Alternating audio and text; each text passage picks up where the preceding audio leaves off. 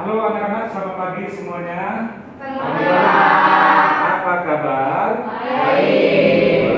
Sudah pada sarapan? Sudah. Baik anak-anak sekalian, kita akan langsung saja kepada pelajaran kita. Sebelum kita mulai, kita akan berdoa dulu, dipimpin oleh Melvi. Silakan Melvi.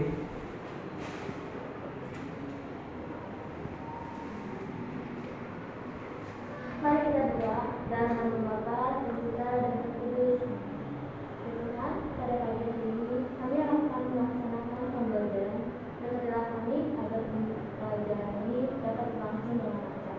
Terima kasih Tuhan. Amin. Dalam nama Bapa dan Putra dan Roh Kudus. Baik, terima kasih Melvi. Oke, anak-anak sekalian, apakah semua hadir pada pagi hari ini? Ya, sudah sehat, hadir semua. Nah, sekarang kita akan mencoba melihat kembali pelajaran minggu lalu. Temanya apa anak-anak sekalian? Maria teladan umat beriman. Maria teladan umat beriman. Oke, ya kita mengingat kembali. Maria adalah teladan umat beriman. Siapa Maria itu? Ada yang tahu? Ibu Yesus. Ibu Yesus. Melvi? Maria adalah teladan umat Oh, beriman. Richard. Maria adalah Teladan umat beriman. teladan umat beriman. Sebelah sini. Siapa? Maria adalah ibu dari Mesias. Ada lagi siapa yang tahu? Ya. Oke, sudah cukup ya, 3 sudah cukup ya. Maria ibu Yesus itu sudah jelas.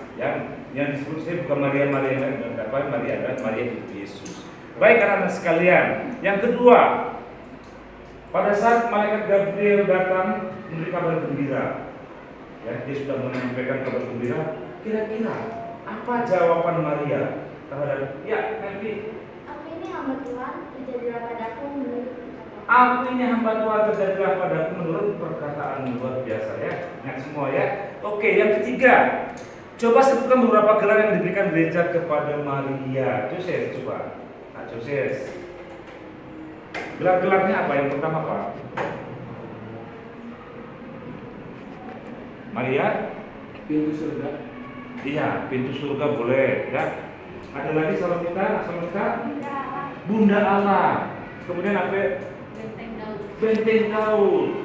Ya, Bunda rahmat ilahi. Bunda rahmat ilahi, luar biasa ya. Kelihatannya apa yang Bapak terangkan itu pada dimengerti semua. Ya, oke, baik anak-anak sekalian. Next ya. Nah, para saudara sekalian, tema kita kali ini adalah membahas tentang keluhuran martabat manusia. Nah, supaya lebih mantap, kita harus tahu dulu apa tujuannya. Untuk apa kita mempelajari keluhuran martabat manusia? Yang pertama adalah ini, ya. Para peserta didik, para siswa mampu menelaah arti keluhuran martabat manusia. Yang kedua, peserta didik mampu melakukan identifikasi masalah, mengumpulkan data, mengolah, membuat kesimpulan, rumusan tentang pandangan masyarakat tentang keluhuran martabat manusia dari kisah tokoh sangat terkenal dalam gereja Katolik yaitu Piye Kasimo. Dan yang ketiga, peserta didik mampu menafsirkan secara sederhana ya kisah Injil Lukas 19 ayat 1 sampai 10 dan Injil Markus 10 ayat 46 sampai 52 untuk menghayati ajaran Yesus dalam menjunjung tinggi martabat manusia. Kira-kira 3 hal inilah yang menjadi tujuan pembelajaran kita pada pagi hari ini. Ya. Nah, baik anak-anak sekalian. Nah, sekarang perhatikan teks di sini. Ya. Ada juga di buku cetak, boleh dilihat. Silakan dibaca dulu, ya. Mulai dibaca per ini ya. Mulai dari kamu dulu baca, silakan. Ya, silakan. Kasimo adalah seorang menteri di era pemerintahan Presiden Soeharto. Beliau adalah seorang menteri dalam negeri yang terkenal sangat sederhana dan rendah hati. Ada suatu kisah yang dialami oleh I.M. Kasimo pada waktu akan meresmikan sebuah desa. Seperti biasa, ketika sebuah desa akan menerima tamu kehormatan, yaitu seorang menteri, maka desa itu akan sibuk untuk menata desanya dengan lebih baik, menyiapkan upacara, penyambutan dan segala macamnya. Panitia sudah merencanakan dengan matang tentang bagaimana nantinya upacara penyambutannya, mulai dari tari-tarian dan kata sambutan, serta akan diiringi dengan apa saja. Itu semua sudah direncanakan oleh panitia. Oke, next sebelahnya. Sampailah pada hari yang telah dinantikan itu, semua panitia mempersiapkan diri untuk menyambut tamu kehormatan yaitu Bapak Menteri Dalam Negeri. Ia Kasimo, mereka memperkira bahwa Pak Menteri akan datang dengan menggunakan mobil mewah bersama dengan rombongannya, yang juga menggunakan mobil. Setelah panitia menunggu cukup lama, mereka belum juga melihat rombongan Bapak Menteri datang ke desa mereka.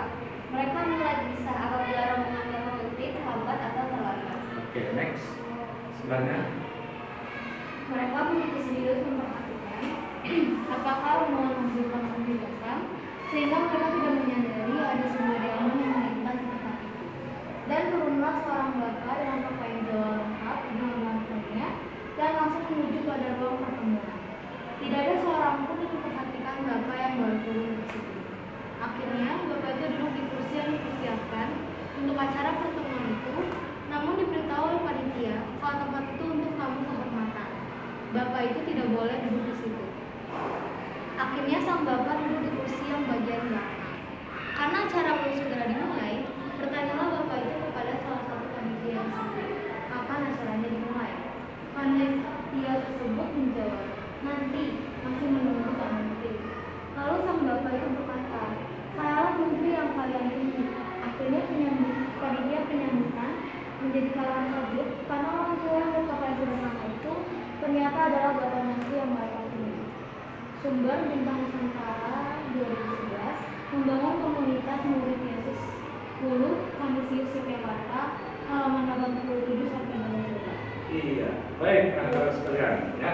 Inilah kisah tokoh Katolik Kasimo yang sangat sederhana dan kelihatan pada zaman itu ya, pada zaman itu jelas penghargaan terhadap martabat manusia sudah mulai luntur ya. Orang hanya melihat pakaian, orang hanya melihat jabatan. Ternyata yang datang pejabat yang sangat sederhana seperti Kasimo sudah hadir di tengah-tengah mereka dengan berpakaian biasa, tidak pakai mobil dinas. Mereka tidak tahu dan mereka tidak hargai. Mereka menunggu pejabat yang betul serba wah. Nah, ternyata tidak seperti itu dengan Kasimo. Nah, itu kira-kira kisah tentang Kasimo, salah satu tokoh yang memang ya menjadi panutan umat Katolik pada masa itu dan juga sekarang. Baik anak-anak sekalian, untuk selanjutnya kita akan masuk langsung ke diskusi kelompok. Ya, silakan ya masuk ke diskusi kelompok yang sudah ditentukan seperti kemarin. Silakan. Yang diisi cuma satu, tapi ini boleh lebih ya. Silakan langsung pindah kelompok. Ya, ini hanya ya, silakan. Perhatikan, ya lembaga kerja Bapak sudah bagikan dan juga bahan untuk diskusi. Ada 5 pertanyaan, ya, ada 5 pertanyaan. Semua sumber jawaban bisa dari materi yang Bapak berikan, lembaga atau dari Google, ya, dari Google. Silakan dikerjakan sekarang, ya, dengan waktu yang diberikan. Oke, selamat bekerja. Oke, 1, 3 ya. Ngomong aja Richard. Ya, tadi. Ini nomor 1. Nomor 2 gampang. Cuma tinggal di kanan-kanan aja. Gampang. Nomor 1 kan selesai. Nanti itu karena itu kayak merupakan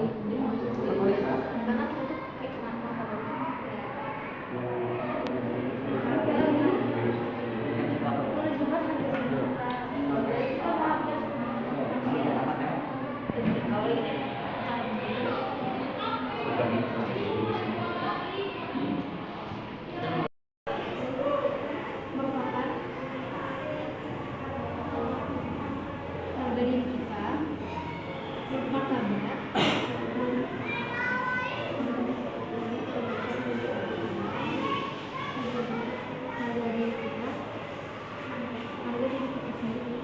harga diri kita yang perlu yang patut dihargai.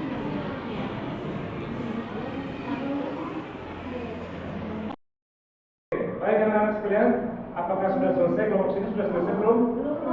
Belum. 2 soal lagi, oke. Kelompok lagi? Bentar lagi, langsung lagi. Oke, Bapak tunggu ya. Oke, baik. Baik anak-anak sekalian, apakah sudah selesai diskusinya? Sudah. Oke, kalau kalau sudah kita akan mulai langsung presentasi ya, untuk setiap waktu langsung kelompoknya keluarkan dulu. Silakan kelompok keluarga bagaimana caranya terserah mau presentasi, silakan.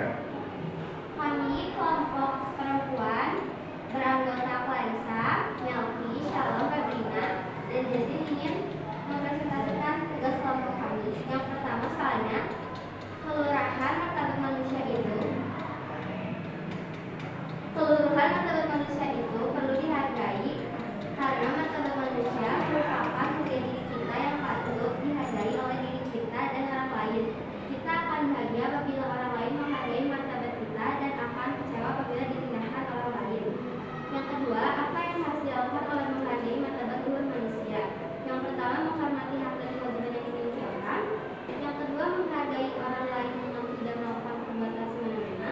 Yang ketiga, menolong teman yang kesusahan atau sedang ditimpa musibah. Yang ketiga, bagaimana pandangan gereja tentang keluhuran martabat manusia? Allah menempatkan martabat manusia di atas ciptaan lain. Hanya manusia secipta dengan Allah. Manusia mampu mengenal dan mencintai penciptanya, dan oleh karena itu oleh Allah manusia ditetapkan menjadi tuan semua makhluk di dunia ini untuk menguasai dan menggunakannya sambil melumpuhkan Allah. Yang keempat, buatlah analisa tentang kisah kasihmu dalam kaitan dengan keluhuran martabat manusia. Ada sebagian masyarakat yang menilai seseorang dari kekayaan atau harta yang dimilikinya. Orang yang memiliki kekayaan yang berlimpah dan banyak memberi bantuan kepada masyarakat, pada umumnya mereka akan dihormati atau dihargai. Sedangkan mereka yang miskin dan kekurangan akan kurang dihargai, bukan kehadirannya dianggap mengganggu kenyamanan masyarakat.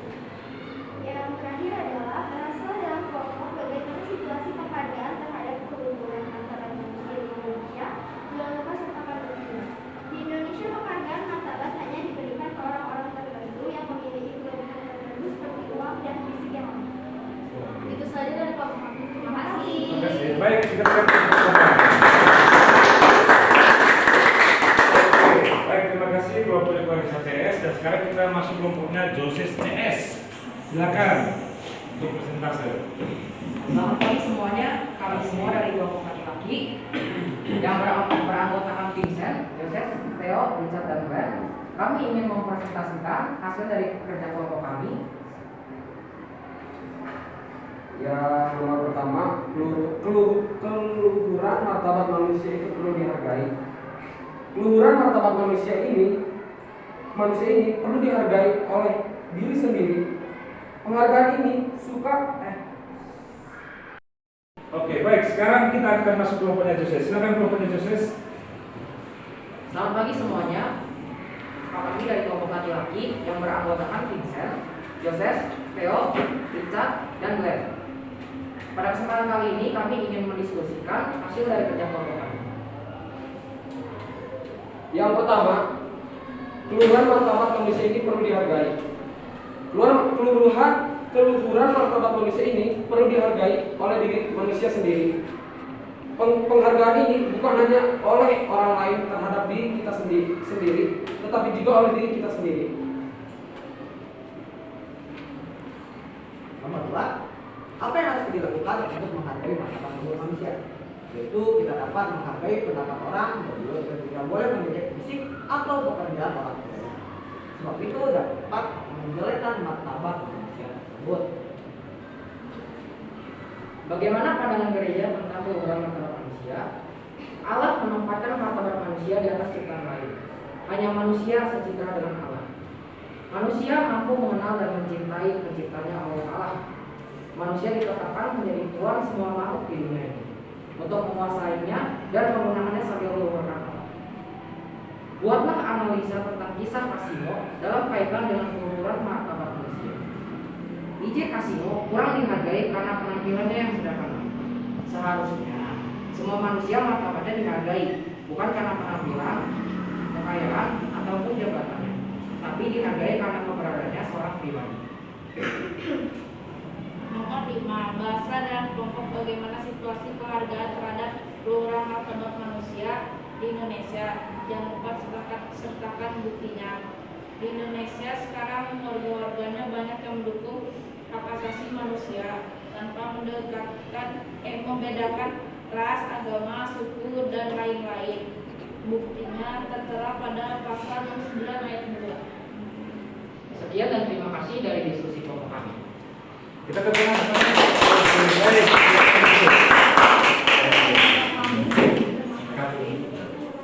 Baik anak-anak sekalian, diskusi kita sudah selesai ya. Nah sekarang tentu apapun yang kita dapat tadi disampaikan dalam diskusi tadi dipresentasikan tadi oleh kalian semuanya, tentu ada hal yang bisa kita ambil ya, dalam sebuah kesimpulan. Kira-kira adakah kesimpulan yang dapat kita ambil dari kalian? Silakan anak yang mau pertama kali boleh. Oh ya, Kak, saya silakan. Sebagai murid Yesus, dalam hidup sehari-hari kita hendaknya belajar dari Yesus yang selalu berpihak pada kaum lemah dan miskin seperti kisah Yesus yang menyembuhkan Bartimeus. Ya, kesimpulan pertama ya. Kesimpulan kedua dari Bapak ini ada? Oke, silakan. Kesimpulan dari saya, dalam hidup sehari-hari kita harus mau menerima orang lain apa adanya seperti Yesus. Ia mau menerima Zakheus apa adanya dan menghargai dia. Oke, baik anak-anak sekalian. Mudah-mudahan dua kesimpulan yang datang dari kalian sendiri oleh kalian untuk kita semuanya dapat kita pergunakan untuk kehidupan kita nantinya.